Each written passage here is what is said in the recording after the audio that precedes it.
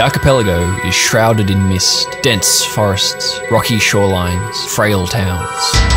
Ernest, welcome to the archipelago. How can so many people be missing and no one knows what's happening? Ernest, it's not that simple. The archipelago isn't like anywhere you've ever been. There are things here, things no one wants to believe exist.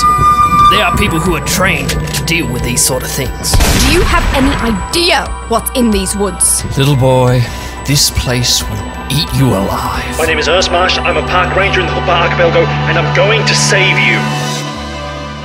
Dark Tides is a bi-weekly actual play audio drama series. You can find Dark Tides Seasons 1, 2, and 3 wherever you get your podcasts. For bonus episodes and ongoing miniseries, check out our Dark Tides Patreon.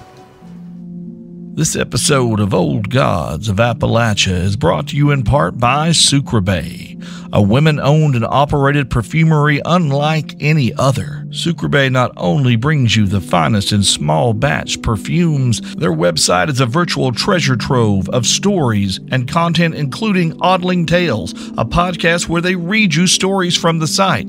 Heck, they even feature another podcast called The Fearless Broadcast featuring interviews with other women business owners.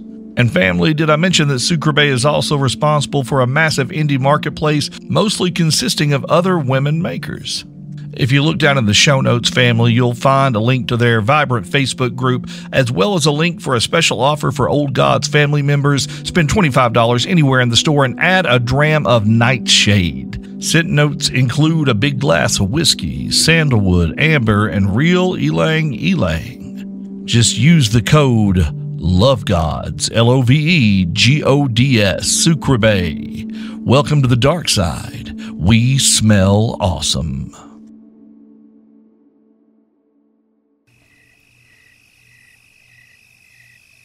Old Gods of Appalachia is a horror anthology podcast, and therefore may contain material not suitable for all audiences. So listener discretion is advised.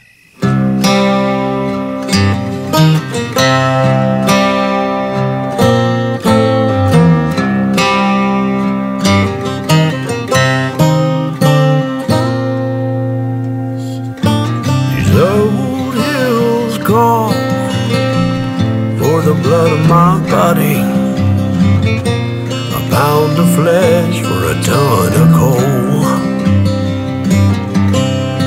Down I go to a dark hell waiting, where lungs turn black and hearts grow cold. And I'll take to the hills and run from the devil to the dying sun. Something with my way comes and treads off, my friend, into these shadows where the old ones roam. For in these hills we die alone.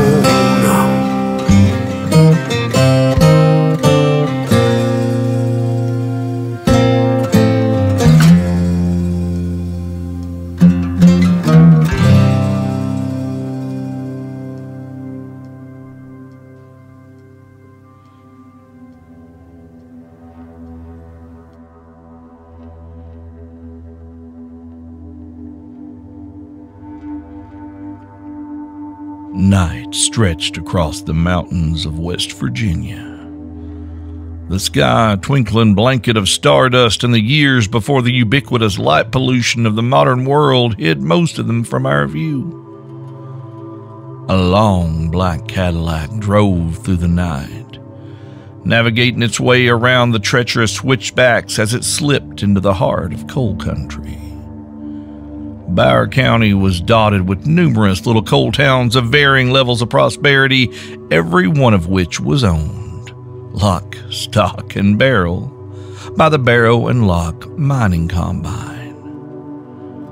It was nearly morning by the time they reached their destination. A squat log cabin buried deep in the woods outside a thriving coal town called Barrow.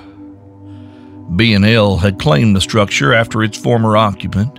An employee who was crushed in a mine shaft collapse left his surviving family heavily in debt to the Barrow General Store. It had been used since then as a base of operation for visiting management.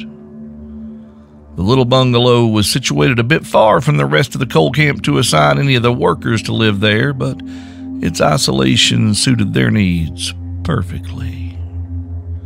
The caddy bumped up the narrow, rutted track that led to the secluded cabin, and Mr. Churchman pulled around the back of the house to ensure that no one would detect their presence. Although anyone who'd made their way up the drive, which was mostly hidden from the road by overgrown brush and was more than casually curious, would be dealt with in a swift and final fashion. Mr. Crain hopped out of the car to open the door for Miss Barrow, while Mr. Churchman went around to the back of the car to unload the large crate they had obtained from Barrow House. The dimensions of the box were somewhat awkward to manage, but it was not especially heavy, and Churchman needed no assistance maneuvering it inside the cabin, where he deposited it in the middle of the empty front room. Now, despite its outward appearance, the little house was quite clean. Someone had swept the dust from the corners of the front room and wiped down the kitchen countertops recently. The double bed that had been squeezed into the cabin's single bedroom was laid with clean linens. The small lavatory, wedged into an old closet behind the kitchen, a more recent addition, clearly, appeared to have been scrubbed clean. Crain still gave the place a cursory sweep and wiped down the chairs at the kitchen table. Wouldn't do for Miss Barrow to get dust on her skirt now. But he and Mr. Churchman had visited the cabin not long ago, and they were always careful that their workspaces were scrubbed of any sign of their presence. Polly Barrow stepped inside and dropped her handbag on the kitchen counter. She hung her coat and hat on a hook by the door and took a moment to look around. The quarters were a bit cramped, and it certainly lacked the creature comfort she was accustomed to, but the cabin would more than suit their present purposes. One thing it did not afford her, however, was privacy, which was what she required at the moment, so she sent the two hollow men out to sit in the car for a while, until she'd done what was needed here. Polly kicked off her shoes and settled herself on the floor of the cabin next to the blackwood crate. She crossed her legs in front of her, making herself as comfortable as possible on the hardwood floor, and rested her hands lightly in her lap. She focused on her breathing, slow and deep, counting the seconds to balance each one in. 1, 2, 3, 4, and out. 2, 3, 4, until soon she had no need to count. Polly's muscles relaxed. The hardwood floor drifted away, and softly she began to chant. The words were hard to pronounce, would have come impossible to any human tongue, that she had practiced them since childhood and had barely had to think about them anymore. Her daddy had taught her very well. As she spoke the words, her voice took on a steady rhythm and cadence born of long practice, and her body began to rock along with it. Her voice rose, and the words drowned out everything else. Her nerves thrummed, and then her mind opened, and the darkness poured inside. And suddenly, she was someplace else. Daddy, I'm here. Polly called into the darkness, and her father answered.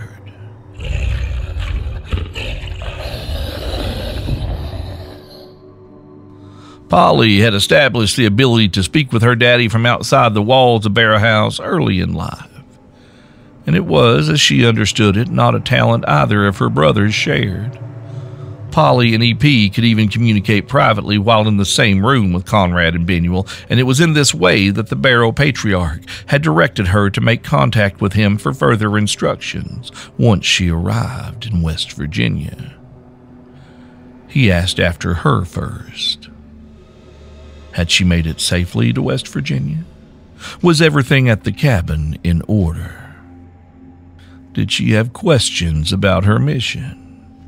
He seemed unusually curious about her reaction to the assignment at hand. It seems an unusual choice of vessel, yes, but I bow to your wisdom, as always. Polly didn't question her daddy. She was his most faithful disciple, his most dutiful soldier, his steadfast ally in all things. And Polly did as she was told. And she reaped the rewards of that loyalty. She had designer dresses and glittering rings to adorn her fingers. She had beautiful combs for her hair, carved from the bones of those her family had conquered and painted with gold. Was there a price to pay? Of course. Power always comes at a cost. But the strong, the ruthless, are willing to pay the bill.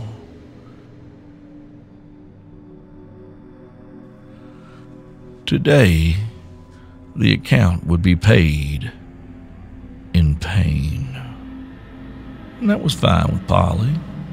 Her pain was only a small sacrifice in the face of her father's ambitions, and in any case, it was necessary in order to fulfill her mission. Her daddy needed to impart some knowledge to her, the complexity of which would boil any wholly human mind in its skull like an egg, and Polly had been built close enough to human that it would cost her. But she could handle it. She could always handle it. Ah, I see. Yes. Yes. Yes, Daddy. I'm ready.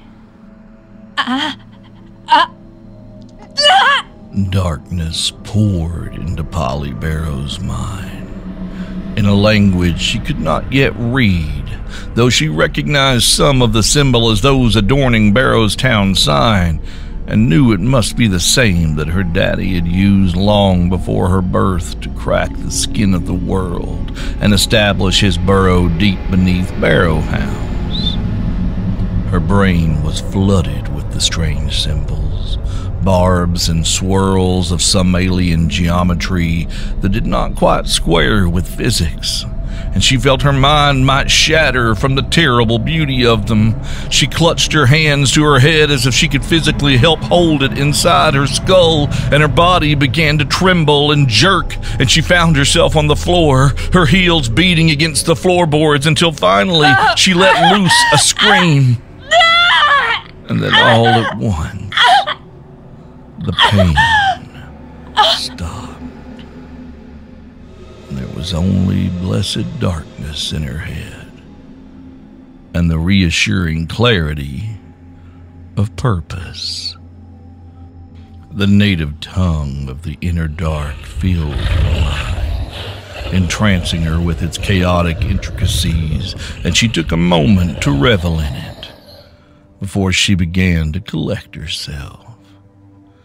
She pushed herself back up into a seated position, one hand held gingerly against her aching head, the other reaching to swipe at a trickle of blood that seeped from her nose.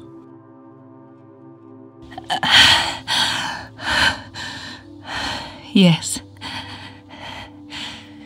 Yes, Daddy. I have it now. It wasn't long before she heard a hesitant tap at the cabin door. Crain and Churchman, roused from their exile to the car by her scream, no doubt. They were typically the most obedient of servants and would not otherwise have disturbed her, but the sound of potential trouble was enough to motivate them to stretch protocol a little bit. Polly decided she would allow it just this once. Caught her breath and called for them to enter. She waved off their questions but allowed Mr. Crain to help her to her feet. Then she retired to the lavatory for a moment of privacy. She washed her hands, splashed water on her face, and smoothed her hair. She straightened her suit and, feeling more herself, rejoined the hollow men in the front room. Now that Polly had the knowledge she would need to control their unusual weapon, it was time to have a look at it. Churchman fetched a hammer from the toolbox in the trunk of the Cadillac and pried the nails from one side of the crate. He and Crain carefully lowered that side of the box, and Polly knelt on the ground again, peering into the darkness within. Come on. Polly called into the shadows of the crate. Come here, little one. Come on. That's it. Good boy. And slowly, in response to her coaxing, a tow-headed infant toddled out of the box. He appeared to Polly's untrained eye to be a bit past a year old, maybe 14 months or so, with bright eyes, and he was dressed in a white shirt and a neat little checkered pant with suspenders. From beneath his collar peeked the spiky, swirly characters that had flooded Polly's mind only minutes ago. She could see that they reached down his hands and around his tiny fingers and crawled up the curves of his ears, and two perfect little sigils adorned his face, one on each rosy cheek. Unsteady on his feet, he nearly toppled over, but Polly scooped him up, bouncing him on her knee. It's a baby, Miss Barrow?" Crain stammered, somewhat shocked. Yes, he's a good little weapon, isn't he? Yes, he is. A new brother, ma'am. Certainly not. What Barrow? Have you ever known to have green eyes, Mr. Crain? This little one is a loner, shall we say? I see. What do we do with him, Miss Barrow? We don't have to do much at all, Mr. Crain. That's the beauty of it. We simply set him loose at an appropriate location. Our little friend here will do what he does. And we scoop him back up in the morning. It's rather genius. But I will need to repaint these. Polly gestured toward the careful markings on the baby's face. Crain nodded. And that will require some rather specialized ingredients. Nothing that you and Mr. Churchman should have any trouble finding nearby. I'll make a list. Yes, ma'am. We'll see to it.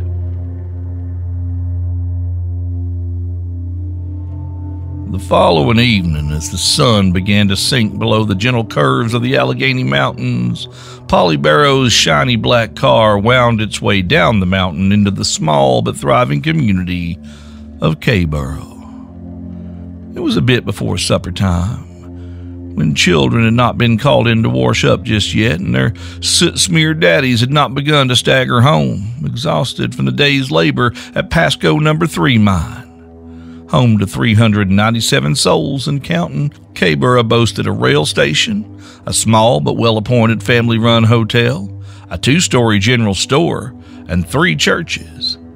Pasco No. 3 and the rail station were, of course, properties of Barrow and Locke, and employed pretty near every able-body in Barrow. One would think the rabble would be grateful.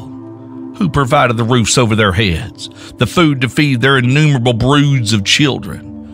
Why, Barrow and Locke, of course. Polly's father had even approved construction of a baseball field, of all things, to provide evening entertainment for the citizens of Barrow in the warmer months. And still they received reports of agitation from their loyal men on the ground in Barrow. Rumors of unionization meetings held in secret and impending strikes abounded, and the populace was on edge. Crain and Churchman had recently paid a visit to Barrow Hotel and spent some time in its saloon, chatting with a local miner known to have a taste for gin, after which a bottle was purchased and the cheerful party retired to the very cabin they had established as their current base of operations. And at that point, the conversation had taken a less friendly, but more fruitful turn. And in good time, Mr. Crain had persuaded the man to provide the name of a co-worker he had seen leaving coded messages in other folks' dinner pails around Pasco number 3.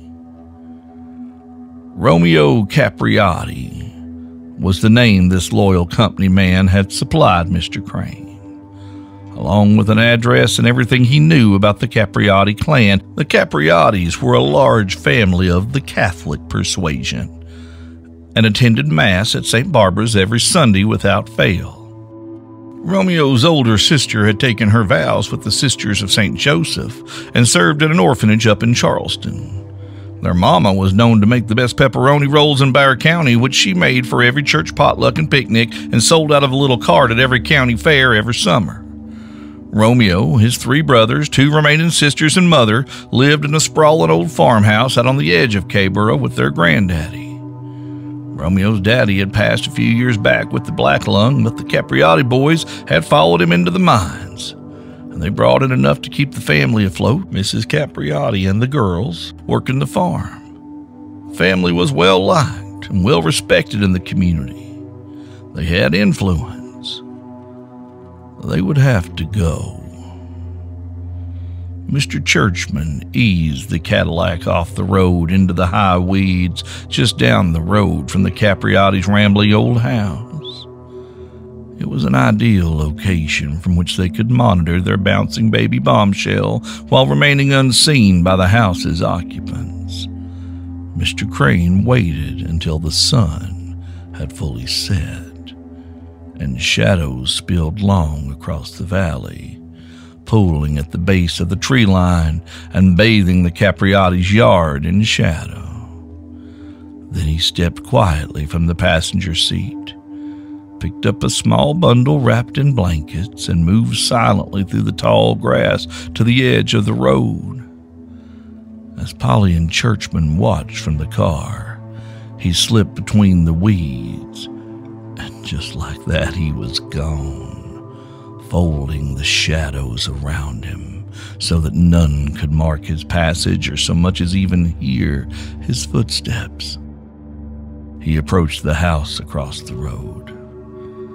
A few minutes later, his sleeping package deposited silently on the family's front porch, Mr. Crain returned to the car, lowered his muscular bulk into the passenger seat, and quietly closed the door behind him. He was just in time.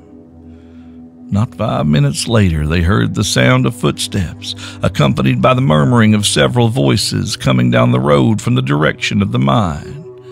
A moment later, the porch light across the street snapped on, bathing the Capriotti's front yard in a soft golden glow. And suddenly, an infant's cry split the evening calm.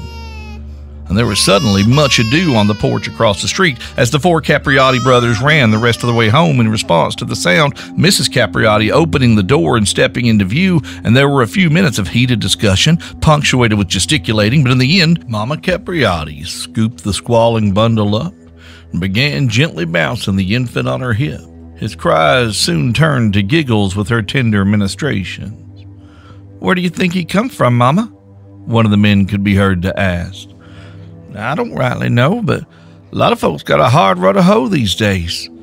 Some poor thing down on her luck probably, just trying to find her boy a good home," she answered sadly. "I'll take him over to Father Murphy at the church in the morning, and he'll know what to do, but for now, let's get this little one cleaned up. He's got something on his face, see?" Polly Barrow smiled. A while later, lanterns were extinguished in the house across the street, and the moon rose above the trees, and the crickets began to sing. And for a long while, all was quiet and peaceful in Barrow. And then softly, so softly, through the open window came the sound of a little child beginning to fuss in the night, followed by something else, a strange sound, like fabric tearing, a noise heard more as an echo deep in the skull than anything captured by the ear, the air filled with the smell of ozone, and the hairs rose on the back of Polly's neck, and the crickets ceased their endless song, and for a moment the whole world fell still, as if some great predator moved among them. And then the screaming began.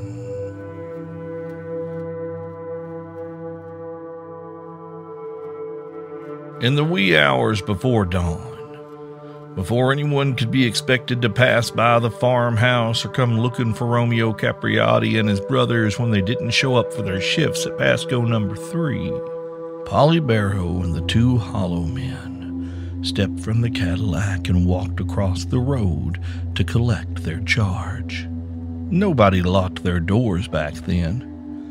Not that it would have saved Romeo Capriati and his family, so Mr. Churchman simply opened the front door, ducking to avoid bumping his head on the jamb. The house was a shambles.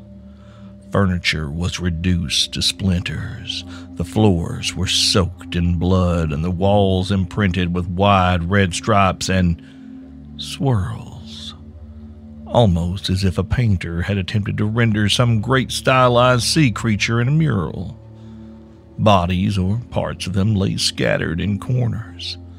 The bottom half of a leg from about halfway down the calf had become wedged between the 2 rails on the staircase.